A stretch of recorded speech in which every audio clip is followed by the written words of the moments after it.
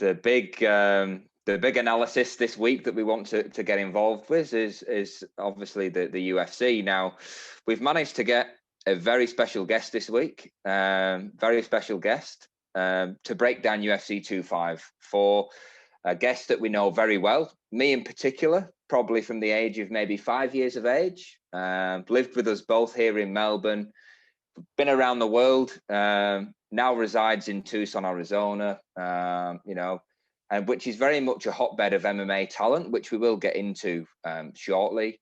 And, he's here joining us. He's the guy who can break down UFC fights. He's the one that, because let's be honest, Matt, we don't know the proper terminology, do we, of this MMA stuff. So we need our resident purple belt. He's joining us here and now. True to Tyler Hill fashion, he's our best friend and yours, Mr. Adam Lane. Welcome. What's up, fellas? How's it going? Good to see you. You too. Yeah, good to see you. Yeah, not bad. Grant with the fresh trim. It's not bad, that is it, mate? I've been wearing a hat like you for the past 3 months, so I know, I'm hiding here. I'm hiding. It's proper going on here. I haven't got this problem. Exactly. I know. But yeah, thanks for joining us, mate. As I say, here to break down sort of the UFC and talk about the fights. And Matt, as always, we kick off with the opening question. So ask away. Well, I thought we'd tailor one to Adam specifically this week. Yeah. Looking at this card, there's a few fighters on the card from Arizona and some from Tucson in particular. Mm-hmm. Gaejthe Kenny, Lauren Murphy, Jarrod Cannonier, all Arizona. Yeah. What is it about Arizona and Tucson in particular that you think makes it such a hotbed for this talent? Man, that's a good question. The first time I came to Tucson, I got here and it was shortly after starting jiu-jitsu back in the UK at Saul Rogers MMA Academy. And I got here and I was trying to find a place to go. And I noticed as soon as I did a quick Google, there was a Gaejthe. There was a 10th Planet. These two big names straight away. And then on top of that, you got Rise Combat Sports. You got a UFC gym. There was all of these gyms in a place like Tucson, which is somewhat of a small town. Right. And then the second I walked in that Gracie's gym and started rolling, it was like, there was a different level. I'm not sure what it is, but the talent here is crazy.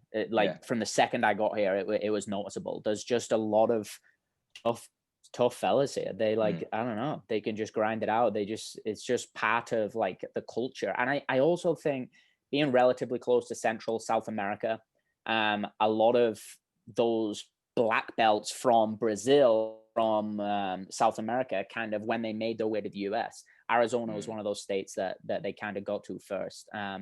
Mackenzie Dern's father, for example, he's up in Phoenix and one of the first to like kind of come into the US scene, if you will. Yeah. But it's crazy. I think there's 3 Arizona fighters on this card, and then in the UFC in total, you've got Sean O'Malley too. You've got I'm forgetting off the top of my head. There's probably like 6-7 top UFC fighters right now that are coming out of Arizona, which is pretty wild. Yeah. And even like of all time, I would say, your Dan Hendersons, your Ryan Baders, these are absolute Benson killers. Henderson. Benson Henderson. Yeah. So there's a lot of killers over the time that Arizona seems to churn them out. But one sort of question I have for you as well is obviously you've done a lot of training and coached former UFC fighter Anthony Birchak, obviously current in Legacy Fighting Alliance. And I kind of want to know, what is sort of he like to train with, and or is that mentor, and so what that dynamic is about, and even from your particular gym in Tucson, or is there anyone who we should be looking out for who you think is a straight up killer, or talk to us about everyday camp life. It's crazy, man. Like the level of intensity in the gym that I train out, which is 10th Planet Tucson under Anthony Birchak, is something else. Like every time you go in those doors, you got to be willing to, like, sometimes it's just like, oh fuck, like you go in and you got to be willing to just go to war. Like I went on Tuesday randomly. That one day they decided instead of an hour and a half class, it was actually going to be a 2.5 hour class, and we was going to do an hour of class and then we was going to roll for an hour. And I just was not prepared for it, but you've just got to be ready. It's that mentality. There's so many killers in there, man. And one to look out for, obviously there's Gaejthe Kenny. We'll know him out of my gym in particular. Birchak, man, he's been close to getting that call back into the UFC Really? multiple times. His agent has had him on standby for Fight Island like 4 different times in case of injuries. Nothing ever came to fruition. He cut back-to-back weekends, cut to like 140, and never got the call. Somewhat frustrating, but that's kind of what it takes to get into the big time. He's won his last 2. He's won his last 2, right? Won his last 2, yeah. Actually 3, I think. Oh, one in LFA, won 2 in Combate Americas. Okay. All first round finishes still. Right. Like really like quickly dismantling them. A lot of like last one. I actually went to the last one. Right. It was like a live event before the whole world went kind of crazy and you couldn't do that. It was a live event in Tucson and it was unreal. Like the whole gym went, great atmosphere. Henry Cejudo was there, Dominic Cruz was there because they're both out of Arizona. Yeah, of course. They was having some words at the front, fighting with each other a little bit. Yeah. It was fun. But yeah, we also got, there's a guy called Dion Clash that he's a scary man. Right. He's out of 10th Planet Tucson and he's definitely someone to watch out for. He's young too. I think he's like 25, 26. What weight is he? Yeah, he's someone to look out for sure. What weight? Yeah. Or would he float in between a couple or any other? He would be probably like light heavyweight. Right. Light heavyweight, yeah. He's big dude. Although Khabib, you're on notice, mate. I know. He's the one guy in the gym where you see him up against the wall and you're like looking for who to roll with and you're like, and you just kind of avoid him because it's terrifying. Get an injury, take an injury or something. I've got to be somewhere, mate. I've got to go. I feel like Dion for a UFC fighter as well. Yeah. Oh my God, the perfect Dion smash clash. Yeah. So wow. Right. Wow. Well, I guess we'll kick on to the card as well. Obviously, UFC 254 this weekend. It's a final event on Fight Island after a 5-week stint on Fight Island. It's a great card. Obviously, a few people dropped off the original bill, but I think it's still a really strong card, top to bottom. You could spend forever going through each one, but I guess we've picked out a few that we think are interesting. And yeah, if there's anything else Adam wants to pitch in as well, that'd be great. For me, the first kind of one I was interested in on the prelims was, as we mentioned before, Gaejthe Kenny and Nathaniel Wood. We saw Gaejthe Kenny a couple of weeks ago, maybe 3 weeks ago. About 3 weeks ago. Right? Yeah, he fought Atalang Haley, who's a Mongolian kind of wrestler. Fought him over 3 rounds. He went to a decision, but my God, it was brutal. He absolutely destroyed him with leg kicks. It was awful. Yeah, there's no other word to describe it. It was awful. But he obviously got the decision there, and he's one of those fighters. He jumped over the octagon, straight up to Dana White, saying, "Get me back in there." Yeah. As we know, the UFC absolutely love people who do that. He's just desperate to fight. He took no damage in the fight. UFC got him back in there. It's a late notice fight with Nathaniel Wood, so they've done it at a catch weight. I believe it's 140. For Wood, it's a bit of a, it's his chance to get himself back up in the rankings, I think, and getting the good graces by taking a last minute fight. He's obviously was on a bit of a tear. He lost to Dodson, I believe. He did. Did he get stopped in that fight? I think he did. Yeah. So I'll come to you, Grant, first. How do you see that fight playing out? Do you think that this Gaejthe Kenny is now on a bit of a roll and he's super dangerous, or do you think Nathaniel Wood can kind of withstand that damage? Yeah, it's interesting, and I think it's a fantastic matchup because I know it's a bit of a late notice, but the interesting thing is obviously Nathaniel Wood, English fighter, obviously from London. He's won 4 out of his last 5 UFC fights, Wood, and 3 of them have come by submission, which is quite interesting. And obviously he last fought on the original first Fight Island. So again, he's probably turned it around in maybe 3 months, something like that. And like you say, Gaejthe Kenny fighting out of, Adam's gym there as well. He's also won 4 of his last 5. So it's kind of both on a tear, both hungry, both looking to have all eyes on them.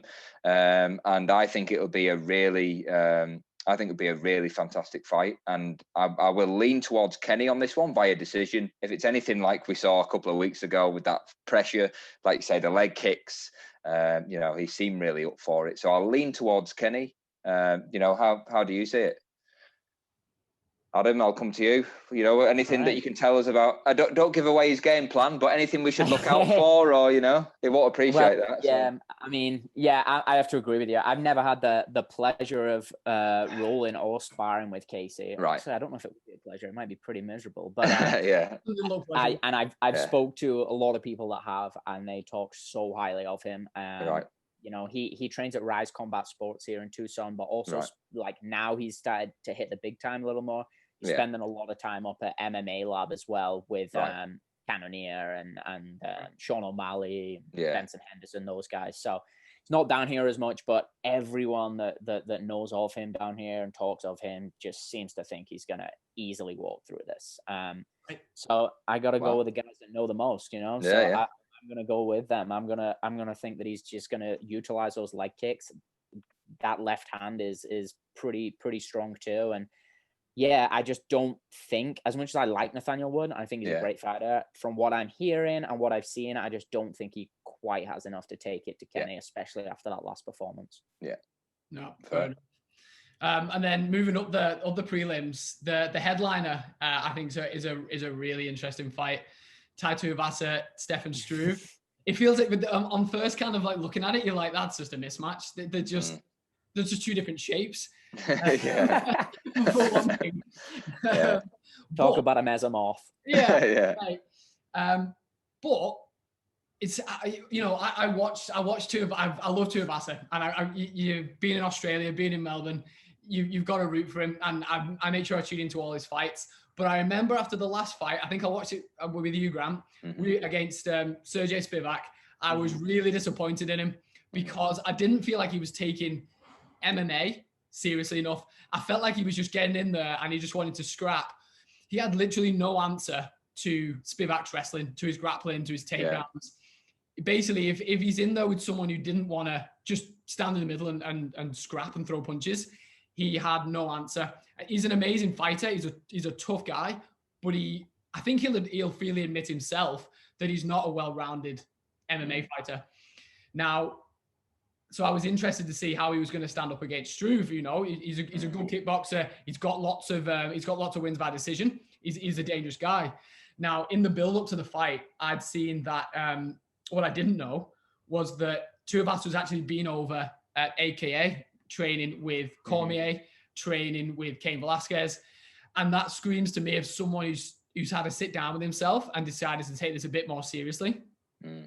When you see him doing his fighter interviews in the lead up to this, he looks in much better shape. He's a lot more trim. So I'm guessing he's a bit fitter. He's going to have a gas tank on him. Now, I'm high on him. It's easy for me to get back aboard the Tuivasa train, and I will be. I'll definitely be screaming for Tuivasa to get the win here. But what type of a threat, Adam, does Struve hold for him? He's rangy. That, obviously, that's the main thing that comes to mind. He's rangy, and Tuivasa has shown a somewhat, honestly, monotone type of game. It's kind of one-dimensional at times. Like you said, different training camp. Hopefully we see some improvements here. I think if he can close the distance on Struve, and Struve doesn't keep him at bay, I honestly see him being able to take Struve out. Struve is one of those fighters for me that I see his name on the card and I'm just like, how's he still around? Yeah. And when I start to get that feeling, I'm just like, I think he's too far gone. He's not particularly old, but when you've had as many fights as that man has had, he must have had 30 plus fights. He must have. And when you've had that many fights, things just start to slow. You're not quite as sharp. I don't know. I just don't see him being able to get past Tuivasa. I think he's too good. I agree. I think being able to close the distance on Struve, obviously with the size of him and his length, is going to be key for Tuivasa. Grant, how do you see this one playing out? Are you as high on Tuivasa as me? Are you jumping back into the train, or do you think this again is he's gonna come unstuck here against a kind of a wily veteran, you'd say, in that division? No, I agree with both of you in what you're saying, but I'm not as high on Tuivasa as you are. It just does me head in. He's like, Like you said, I like if he does the AKA move and he's more serious, then great. But he's still acting as if he's like, he'll punch on in the street, and it's like, mate, it's your job now. Like, stop the drinking, stop, like, put your head down, type of thing. And that's why I've kind of gone off him a little bit. But I agree with Struve. I've never been impressed with Struve either. In his last probably, I don't know, 10 fights. I don't know. So didn't he lose to Ben Rothwell last? Yeah, Ben Rothwell. Yeah, and Ben Rothwell looked terrible. Terrible last week, awful 2 weeks ago. But I think for this one, given he is 7 foot, so let's not forget. I think it'll be hard. I think it'll be very hard for Tuivasa to sort of punch up and kind of get him. And I think Struve, for me, has that experience. And everyone, us three right here, you can see the danger of Tuivasa. I think he will use that range. I think he will be far away. And I honestly think Tuivasa might not even get near him. And if he does, the interesting thing is Struve has 18 submission victories. Yeah. And I have a feeling that is somewhere where Tuivasa wouldn't want to go. Oh, no way. So as soon as the alarm bells are there, if Tuivasa maybe catches him 1 or 2 times, Struve might try and catch it, whether it's like a guillotine or something, or try and do something. So I am going to lean towards Struve on this one, but I've got a feeling it might be a pretty boring fight. It might be the toilet break. I've got a feeling that Tuivasa we'll all want to see what Tuivasa will try and do, but I don't think he'll get there. And I think Struve will just keep his distance, and it'd be a very boring stand-up fight, I would say. Yeah. I can definitely foresee that, like for sure. That seems like something you could see. And Struve, anyone with legs that size, I don't want to be on the ground anywhere near them, because they're just going to triangle you from somewhere. You're going to get caught in a sub. Like, there's a reason he has so many submissions. So if I was Tuivasa and I did rock him, I did catch him, I wouldn't go anywhere near him. I'd be like, get back up, let's go. I wouldn't be wanting to get on the ground with that guy. Yeah. It feels to me like Tuivasa's got that star quality. He's super popular. So it's in the UFC's interest for him to be doing well, but that's on Tuivasa, isn't it? And I think it feels to me like Struve has been served up to him here as a bit of a test of being like, right, we can get you back on track here with a win against someone who's not that dangerous. But I think you're right. It could well be a boring fight that Tuivasa's got to grind out, get in and out, pick his punches, but try not to engage. I think we'll know pretty early if he's going to be able to do that. And I think if he's not able to do that, I don't know what his plan B is going to be. Yeah. And I think we'll know pretty soon within the first 2 minutes of the first round whether Tuivasa's going to have any luck here or not. So I won't be treating it as a toilet break. I'm watching it. But... I'll be watching, but Matt's well into it. It's the best fight on the card for Matt. So that one headlines and prelims. Interesting fight. Have I missed anything on the prelims, or has anyone else had anything else that kind of jumped out to them? I mean, Cowboys. Alex Oliveira is in there. He's similar to Cowboy Cerrone. He's another cowboy that is always down to fight anyone. Always puts on a good performance, in my opinion. I think 2 fight streak.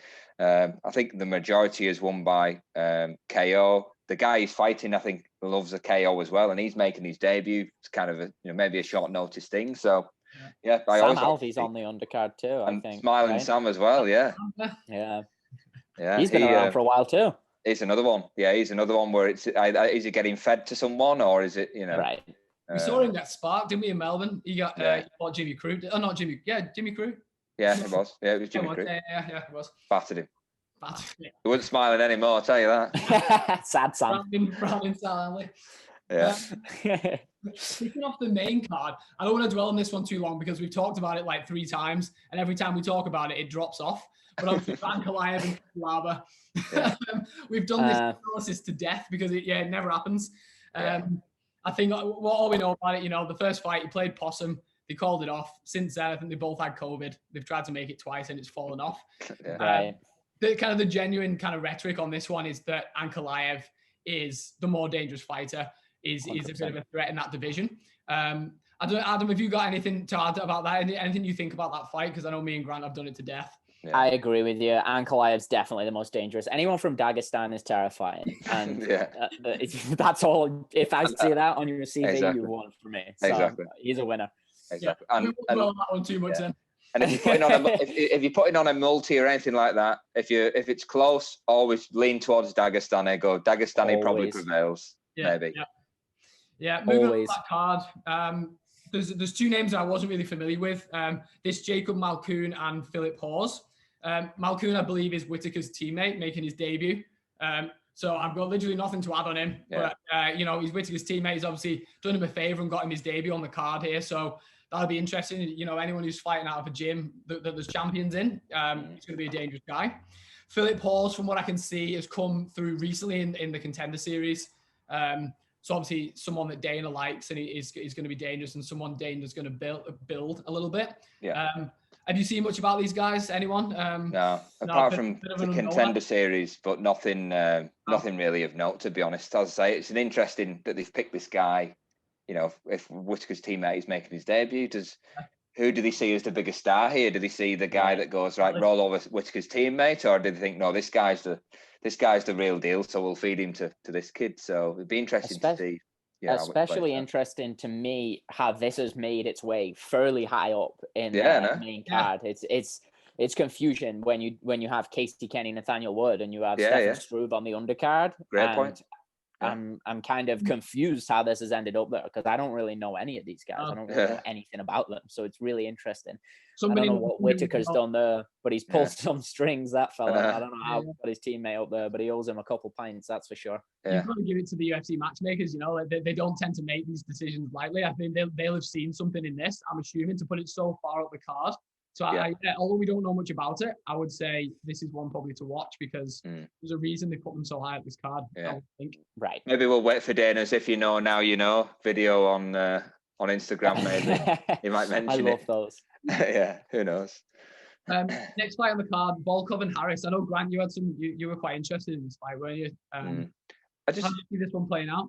I just think it's a carbon copy of what we'll see with Struve and Tuivasa. I think Volkov, like Struve, is the better mixed martial artist in the fight, but Walt Harris always has that danger. Obviously Harris sort of, they're not being nice to Walt Harris, are they? The UFC, they threw him in against Overeem, and then they say, right, okay, so you lost that one, so now you've got Volkov to deal with.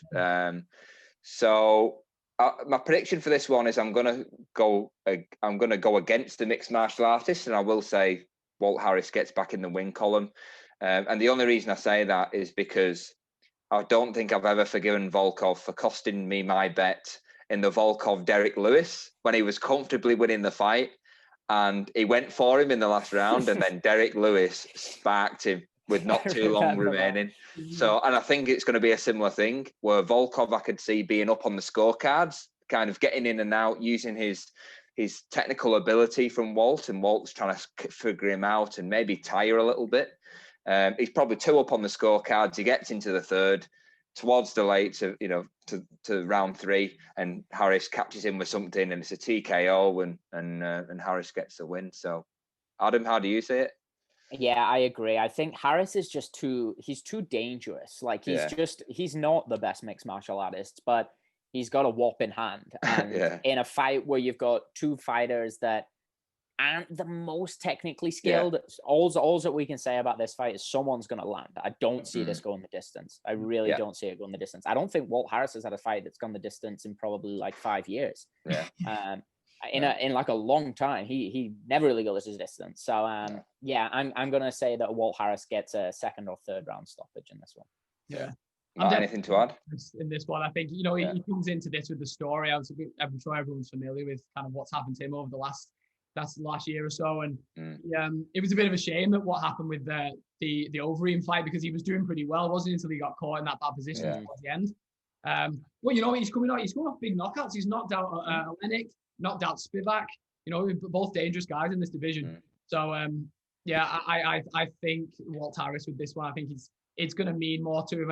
And again, you look into things just in the build up of the fight. Another one similar to what I said about Tuivasa, who looks trim. He looks like he's prepared himself to potentially go the distance in this one. Yeah, and he's probably in a better headspace as well. I mean, don't forget, the fight coming off all the personal issues, obviously with his daughter, etc. It's like, and don't get me wrong, you can't get over something like that. But I can guarantee that the Walt Harris on Fight Island and walking around is a lot more at peace and a lot, and kind of a lot more focused than he was against Overeem. I would say.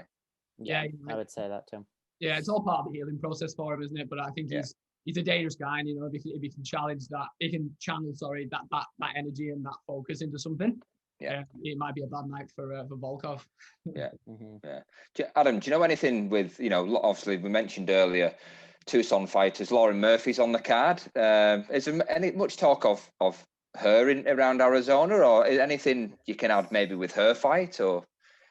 Not that I'm aware of, to be honest. She's another one that's from MMA Lab as well, I believe. So there's so many coming up from that gym, and anyone that kind of now is making it out of Tucson is kind of going up to Phoenix to go to the MMA Lab as well. But no, I don't know too much about her. I mean, I've saw her fight. I'm impressed with her, but I don't really have any inside knowledge there. What are your thoughts on that fight?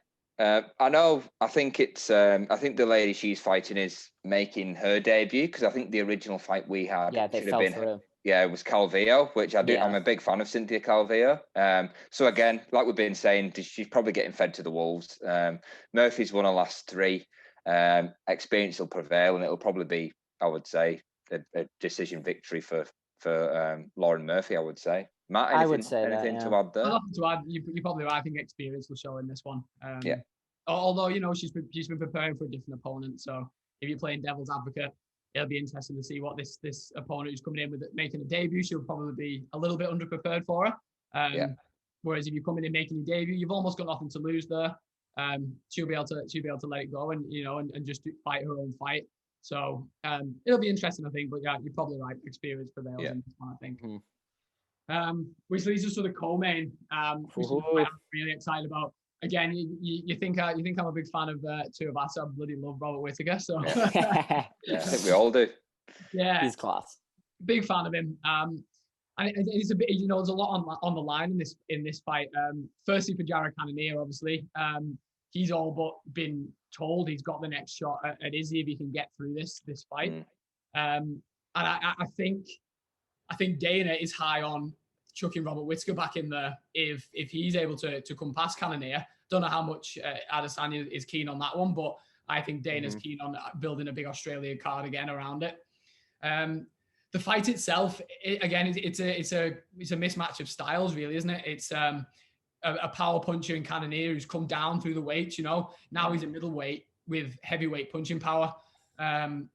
Whereas Robert Whittaker is going to be that kind of fast, explosive, elusive, can grapple. But if Cannonier can land, he's going to cause real damage. I guess, Adam, I'll come to you first on this one. How do you think that Whittaker will be able to hold up against them power punches?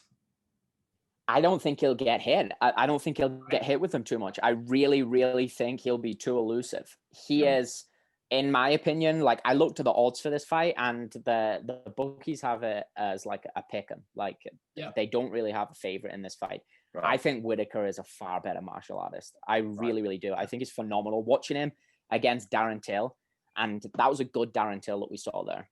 Maybe he wasn't throwing quite as much as we would have liked, but that was a Darren Till as good as we've ever seen him. And Whittaker was just able to just find his level and just go above it. And I think he'll be able to do the same.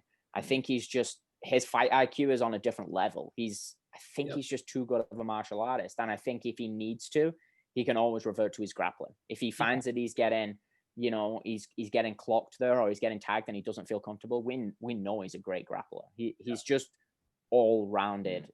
He's just a well-rounded fighter. I just think he's got a better skill set than Cannonier. Although I do like Cannonier, and there's no doubt that he's dangerous. I just see Whittaker being able to slip those punches and catch him on the counter. Yeah, and I think that the interesting element to this fight as well for Whittaker is that it's a 3-round fight, which he hasn't had a 3-round fight for probably about 4 years. Yeah. And do you think that plays into Whittaker's hands as well? Do you think he'll be able to, be a bit more explosive, be a bit more creative within the 3 rounds, because he knows he hasn't got to prolong this out for 25 minutes? Yeah, definitely. I think, and as I say, like Adam was saying, the being a better mixed martial artist, that experience as well has been the highest pressure fights. This is a big fight for him because, like you say, get back into the picture.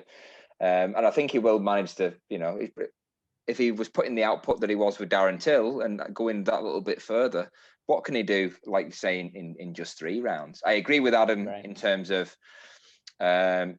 Cannonier probably might not touch him. The only danger, and I'm more nervous than excited, is Whittaker's chin, because quite often we've seen, he's took a couple of big blows in fights and you go, bloody hell, Cannonier might land something on there. But what I will go back to is, yes, Cannonier is a scary dude. Everybody knows that. He's a very scary man.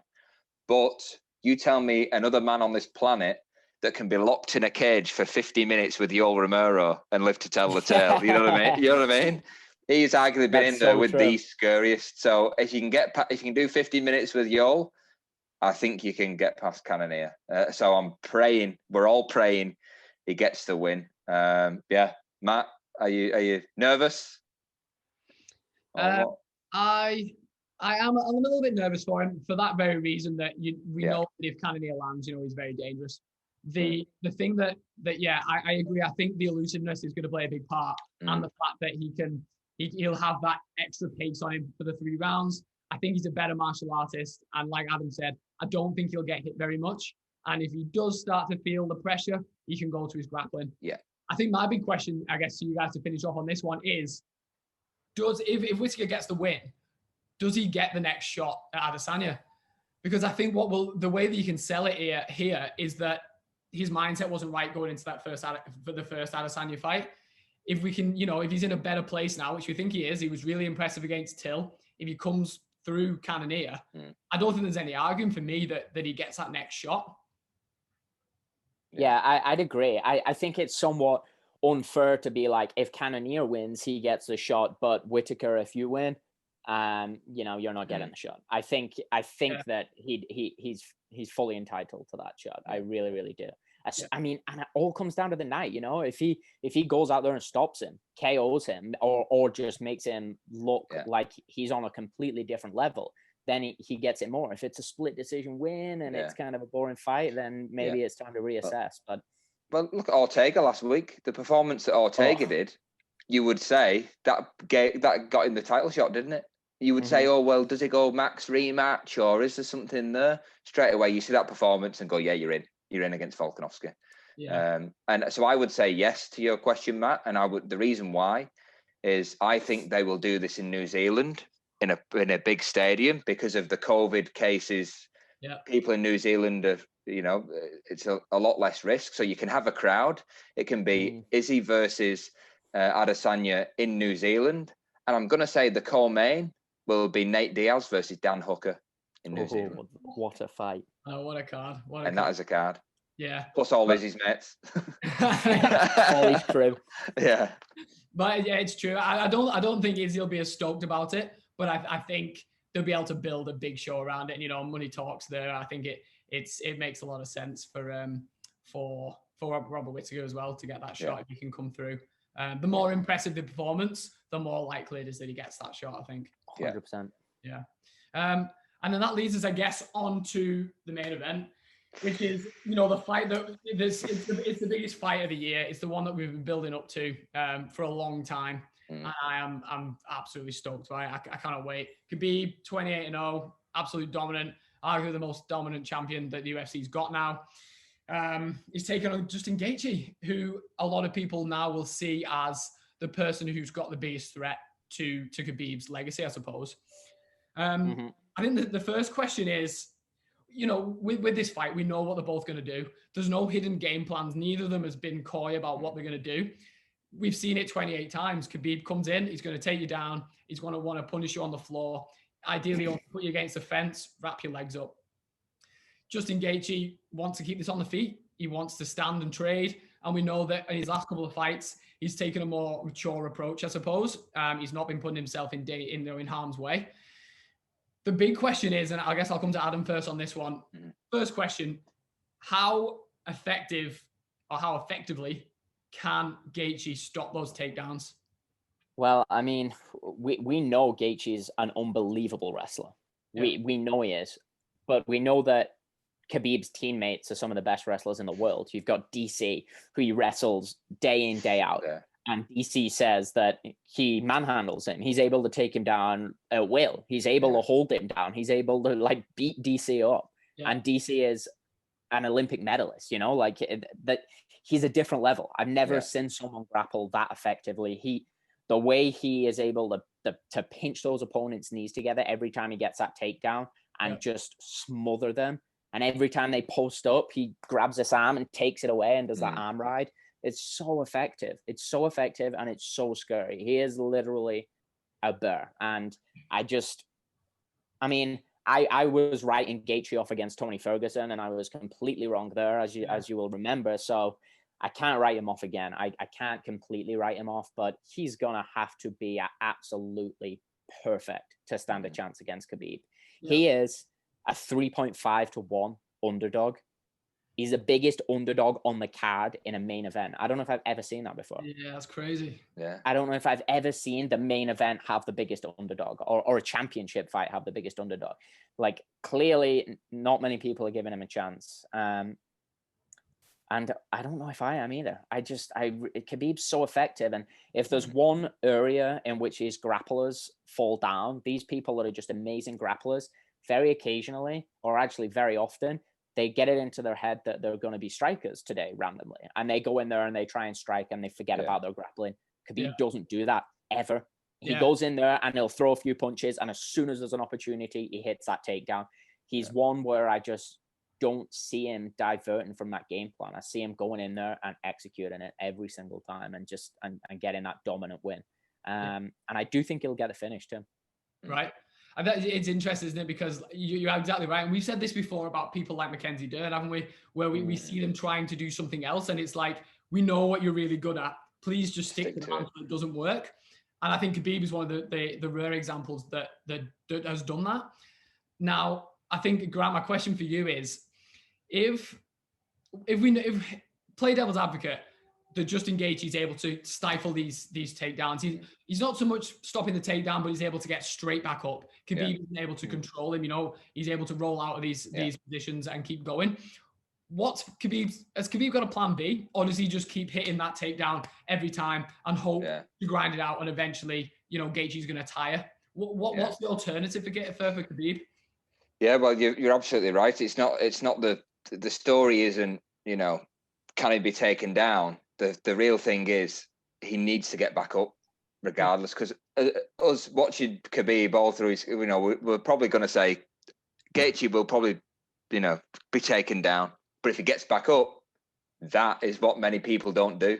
And we've seen it time and time again. You know, Conor was just sitting there. People just kind of concede. They sit against the fence. So the plan B, Khabib doesn't need one, in my opinion. I don't think he has a plan B, and I don't think it necessarily needs one. It's just basically he's got the heaviest head in the UFC. He keeps his head there, like sat on you, and it'll just pound away. So I think, and we saw a couple of exchanges. I know it wasn't a fully, you know, focused Conor, but we saw exchanges where Khabib was getting better at the stand-up with Conor. Oh, 100%. You know, so he rocked Conor with that overhand right. He did. So like right on the button. Exactly. So I've got a feeling that every round will be Khabib takes him down and Gaethje will get back up, but it's still going to take him a couple of minutes, 3 minutes, and he'll jump back up. And then all Khabib has to do is just make sure he's got the good hands for the next sort of minute and just ride out the round. But Khabib wins every single round by just doing Khabib things. And I think there's very few people on this planet that are unique like Khabib. And I think, you know, with his father passing, the whole story has been this 30-0. This has been the big thing, 30-0, get to 30-0. And I think he's the type of person that all he ever does is train, fight, look after his family. And whether he's got $10 in his pocket or whether he's got $10 million in his pocket, it doesn't matter to Khabib. And he wants to get to that 30-0 for his father's legacy, for everything, what he's been working his life towards. And I don't think anyone can deter him from that. And it sets up a retirement fight versus George St. Pierre. So, Matt, I know I'm getting ahead of myself, mate, but how can Justin Gaethje inflict damage in this fight? That's the big question. I think there's, you know, for me, there's an argument that Gaethje needs to just get on his bike straight away. He almost needs to go full Masvidal and storm across the octagon and just try, I don't know, throw a knee, throw a massive right hook. I don't know what he needs to do, but I think what's going to be key for Gaethje, and it's something that, you know, that Khabib hasn't really been tested with yet, is it'd be great for him to cut Khabib early. You know, make him see his own blood, make him, put him under a bit of pressure. And that was always spoken about in the build-up to like the Tony Ferguson fights, is that, you know, he would be able to possibly cut Khabib when he's on the bottom, you know, use his elbows and stuff. I think there'll be a big onus on Gaethje to do the same. For him, it's just about inflicting damage to see if he can slow Khabib down, and more importantly, to see if he can put him off shooting for those takedowns every 2 seconds. If he knows that there's a bit of danger there, you know, it's gonna possibly have a negative effect on Khabib, the way Khabib can get in, the way that his confidence of being able to rush in and go for the double leg. That's probably the key. And for Gaethje, like I said before, it's about, he can't stop. He can't ever be in a position where he's controlled on the floor. I think we know he's going to get taken down. There's no way he's going to be able to stop that takedown for 25 minutes. It's just, like we said before, if he can get back up. And for me, the secret to that, or the key to that, is you can't get stuck in a position on the floor where Khabib can tangle those legs up, where he can start to rain that pressure down on you. Especially not defense. Well, exactly, yeah. If he's going to get taken down, he wants to stay in the middle. He wants to stay in a position where he can scramble out of it, get back up, and inflict some damage. Am I on the right track there, Adam? Yeah, I think so. I imagine just being the person in charge of creating a game plan against Khabib. Like, how do you do that? What do you tell them to do? It's like, how do you overcome? You know exactly what he's going to do. It's such a unique situation. You know exactly what he is going to do, and you still can't stop it. Nobody has come close to stopping it. That's when you know you are the best at what you do. So, you know, we can talk about game plans all you want, and I think that they probably have. And at the end of the day, it's just whether, is it even going to have been worth the time and effort almost? It's like, is he just going to go in and impose his will? It's like, for me, I remember the feeling I used to get when I watched like Chuck Liddell or Randy Couture back in the day. And I used to get so excited for those fights and feel like it was something special. Like you was seeing something amazing. Or Anderson Silva in his prime, GSP in his prime. Yeah. And I get that same feeling about very few fighters now, but I get it about Khabib. Like when he steps into the octagon, I'm like, geez, it's the same feeling you get with Conor. There's those few fighters, same feeling you get with DC. Those couple of fighters that are around now that you're just like, oh, they're so entertaining. They're so unique. There's something about them. Khabib has that. I think you're right. I think Gaethje has to go out and he's got to try and tag him early. And the longer this fight goes on, the more in favor it is for Khabib, I think. I do not see Gaethje winning decision. That's like the last thing I can foresee happening. I can't see him winning this fight by decision. Yeah. If he's winning, it's going to be by tagging Khabib and getting a shock upset knockout. I really don't see him being able to outwork him for 5 rounds.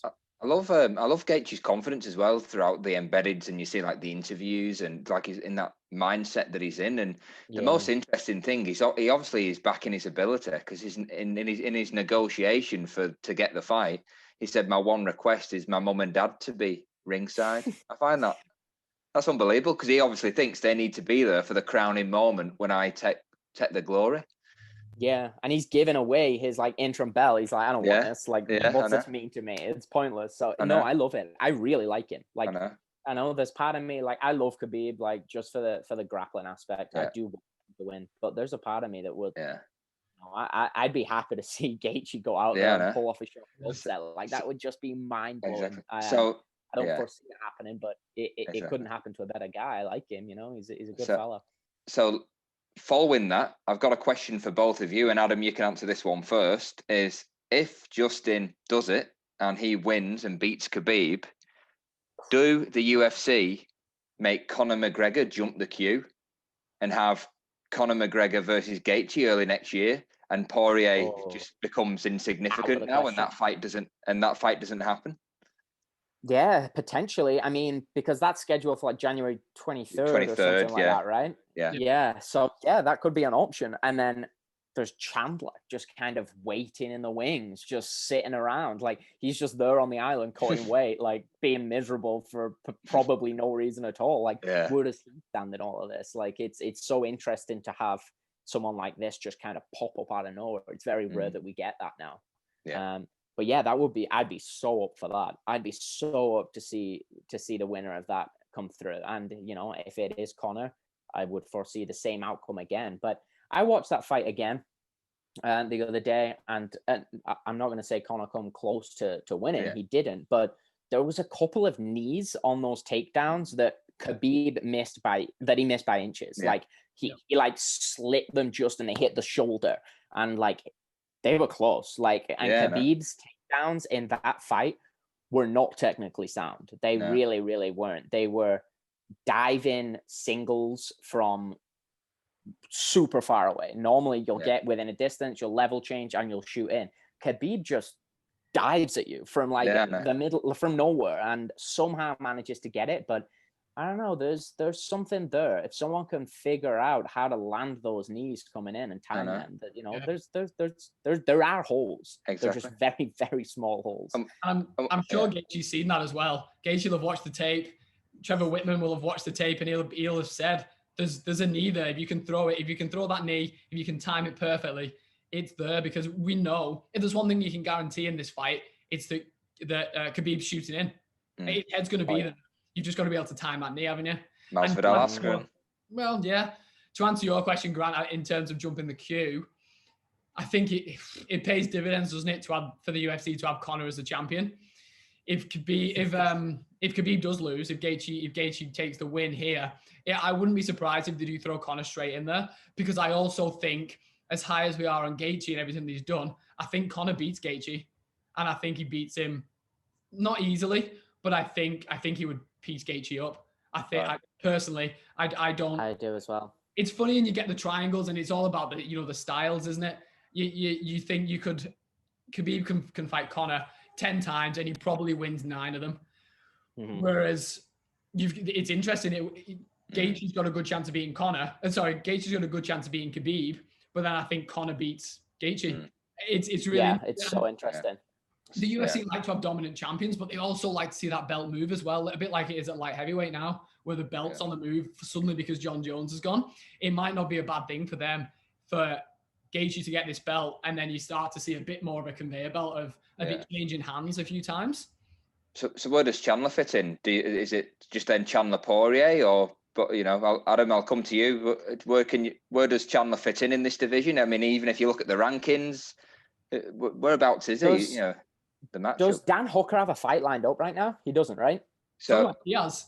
Yeah, so Diaz has been calling him out on social. It's nothing confirmed, but Diaz is trying to call him out. But you know, so I would love to see it. It depends which fight happens first, and I'm guessing McGregor and Poirier would. And I would love to see him take on the winner of that fight. To be honest, it's a tricky situation with Chandler. It's like very rare do we have people come from across organization, and like we don't see it enough, so we can't really gauge his talent. Like what his last fight was it Benson Henderson maybe, or the fight before last was Benson Henderson. Like Benson Henderson isn't the UFC level of talent anymore, you know. Like he's a good fighter, but like he isn't Dan Hooker level, he isn't Poirier level, he isn't Conor level, he isn't there. So it's really, really hard to say if Chandler's going to be as good as everybody thinks he is. It's just super, super hard. You can look at him in Bellator and think he's amazing, but he comes over to the UFC and he's not that good. It's the big leagues. It's a similar situation with Ronda Rousey, right? When she was the most dominant champion in UFC history. But it's because women's MMA was new and there wasn't too many top contenders. And then as soon as it took off and there was really tough women from all over the world, she got found out pretty quick. So it will be interesting. I'm not writing him off. I think he's a fantastic fighter, but I think it's very tough to say where he fits in. I think it's incredibly hard to really gauge his skill set until you see him against top competition. Yeah, Matt, where does he fit in, do you think? Yeah, I agree. I think that there's obviously an interesting fight there with Tony Ferguson, potentially. They're the two that are matched up. One thing with Chandler is his personality is championship level. I don't know about his fighting skills yet, but his personality and his mindset, the UFC want him in and around that top 5 because he was Bellator's poster boy. He's been a champion. He knows what it means to deal with the media, to take last minute fights, to be a standby for a main event. He'll do all of those things for the UFC. The challenge for him is he's got to back it up in the octagon first. He's got to fight someone, and he's got to be impressive if he wants to be in and around that kind of championship level fights. But there's fights there for him. Like we've said, I think the Tony Ferguson one is already there, and that one seems to make a lot of sense. If for whatever reason one of the Poirier or McGregor drops off, there's a fight there as well. I don't think he'd fight McGregor straight away. I think it's too big of a name. I think there's a risk reward thing there for that fight. But him and McGregor down the line, if Chandler can put a few wins together, or even one win together, the selling power, the marketing power of that fight, because Michael Chandler speaks really well. He would go toe-to-toe with McGregor, and it'd be a really competitive fight as well. I'm sure it would. But he's got to be able to back this personality up in the octagon. So there's fights there for him. I imagine it'll be Tony Ferguson who will fight first, just because he seems like the odd one out now. Yeah, it really would be. And he seems like that's the one that makes sense to me. Yeah, I agree more. And I don't know what you think about it, Grant, but I Ferguson is kind of like, his name has somewhat disappeared after that dismantling that he took from Gaethje. So it's crazy that he was like, he was going to be the one to beat Khabib. He was going to take Khabib out. He was going to be the guy to do it all. And then Gaethje just shocked everyone and just absolutely picked him apart. And I do feel like that could be a great fight for Ferguson. It could be. And whoever wins that fight is going to be back in the stardom. They're going to be back in the ranks, and they're going to be, taking on the winner of McGregor Poirier if they don't get the title shot for some reason. So this is an interesting division. It's the most interesting division right now, I think, in the UFC. There's so many potential matchups, especially with Chandler coming in now, that I can't wait for this one to almost be over so we can see what's coming next. I know. It's so exciting. I know. And I kind of really want to see, and I could completely agree with both of you, Chandler and a Ferguson, Chandler and a Hooker, even a Paul Felder, maybe, even, on the sidelines there. I know he's kind of 1 foot out the commentary side of it, but he's not done. But I actually really want to see Ferguson and Poirier, because I think it's not intended to happen. But I kind of feel that there's a bit of bad blood now, because Ferguson was backing him up to get paid and say, I'm not fighting if he's not fighting, and pay him his worth and pay him his money. And then suddenly Poirier's kind of gone behind his back, and McGregor's put his hand up, and Poirier goes, oh yeah, I'll have a bit of that. And now Ferguson doesn't have a fight, So I kind of feel that's crazy. It's like that meme where there's like the guy and the girl walking together, and they turn around and look at it's exactly that. Poirier's like, ooh, McGregor. Like, he's just gone straight for it. It is. Sure. Yeah.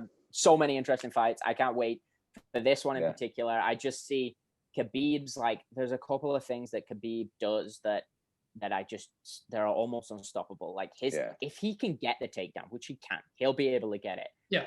His ability to hold people down is second to none. Like, he uses that leg mount first of all. So as soon as he gets that takedown, pinches those legs together, takes away that, like, as soon as your knees are pinched together, there's nothing you can do. Back it up. Yeah, that's called it. Yeah, it's a leg mount. So as soon as he gets that, that's step one.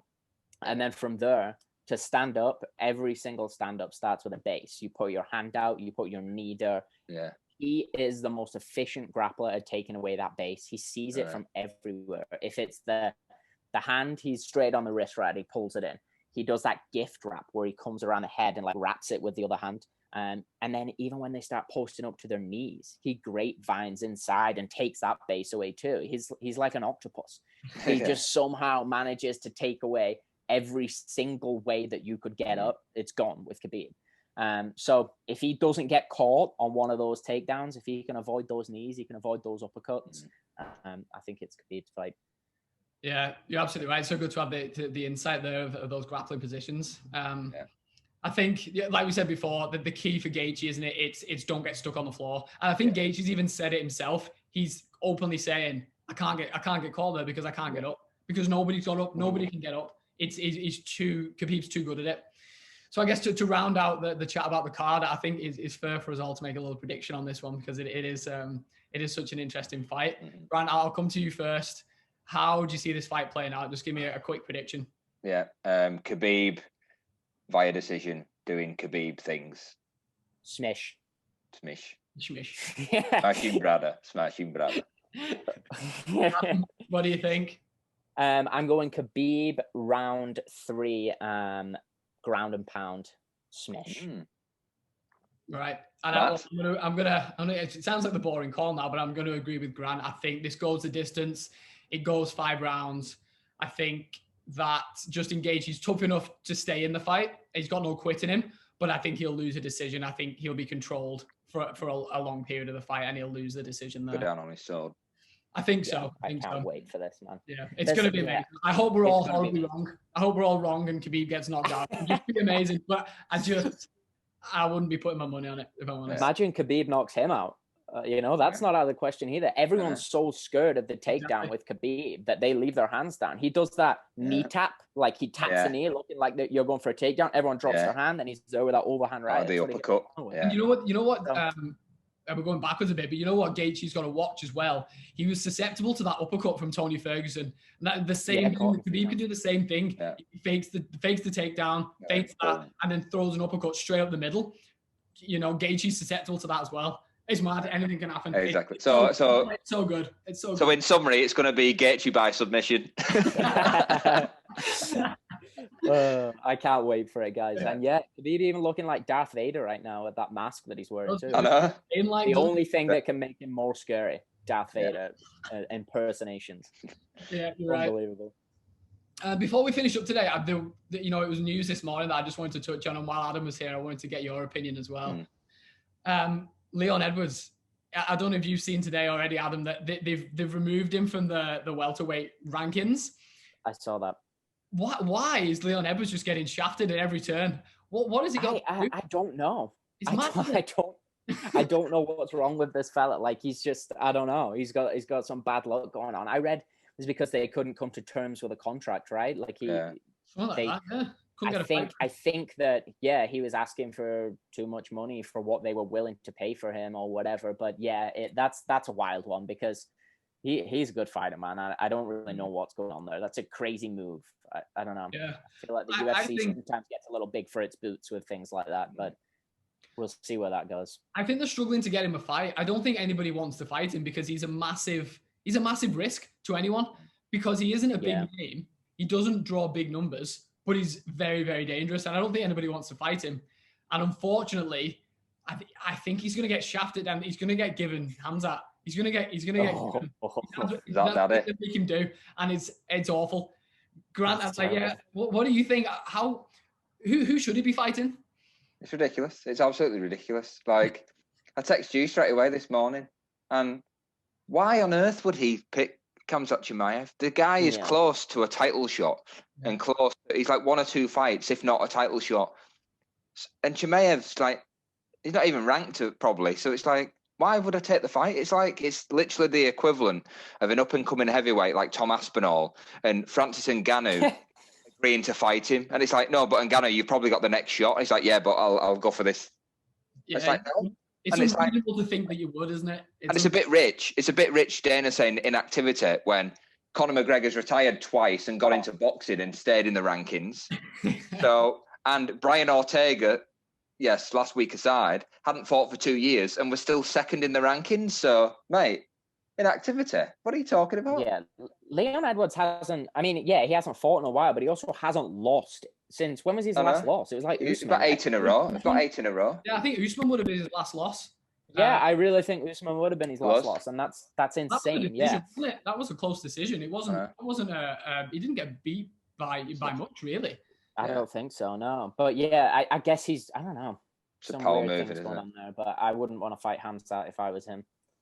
Again, it's a risk-reward thing. It's such a high risk. For someone in Leon Edwards' position, it's a massive risk. Yes, you should be beating. It's a massive risk. Yeah, it's a massive risk. And at the same time, if you playing devil's advocate and you look at it from another perspective, like Khamzat has just got this fucking brand name now, right? Yeah. Where like, if he does beat Khamzat, even though he's unranked, like, or if he is ranked, he's 10, 11, whatever. Yeah. that would be a big win, you know, if he could, like, everyone's seen as unstoppable. Like, DC is calling him his favorite fighter. Like, everyone's loving him. I guess Dana loves him. He's trying to play off that a little bit, but yeah, it's an interesting. Doesn't the rankings though, does it? If you're Leon Edwards, no. Ranking, you're not getting a title shot off the back of beating him. I know. This is why it's a bit funny. Exactly. Well, and then if he loses, what he got? Leon Edwards is what? Yeah, it's odd. Down to 15th or something, is he? Or you know what I mean? It's like, why would I take it? Why would I take that fight? Yeah, it'll be interesting to see how that plays out, and you know what the outcome is. It'll be interesting to see if Leon Edwards comes out and addresses it a little bit more. But time will tell anyway. Right, fellas, it's been epic. Adam, thanks so much for joining us. It's been great to get your insight on this awesome card, and Thank you. I can't wait to watch it on Sunday. It's not great timing for you, is it, Adam? I don't think in America. Oh, it's great. It is great timing. I thought it wasn't. 7 a.m. Oh well, I think no, it's awesome. I think East Coast. I think. Oh no, East Coast is pretty good too. It's pretty bad for you guys, right? Terrible. It's the worst of all time. Worst of all time. Yeah. 3 a.m. prelims, 5 a.m. Lucky. I think that main card. So you either have to turn it in early on a Saturday night or do an all-nighter. Go for the all-nighter, boys. Get the beers going. You'll be all right. Yeah. So anyway, thanks so much, Adam, for joining us. It's been an absolute pleasure chatting to you. And Grant, thanks as always. Thank you, sir. Yeah, thanks for tuning in. Give us a like, give us a share. Tell your mates if you're interested in the UFC card. I think you'll enjoy this episode. Thanks very much. Take it easy.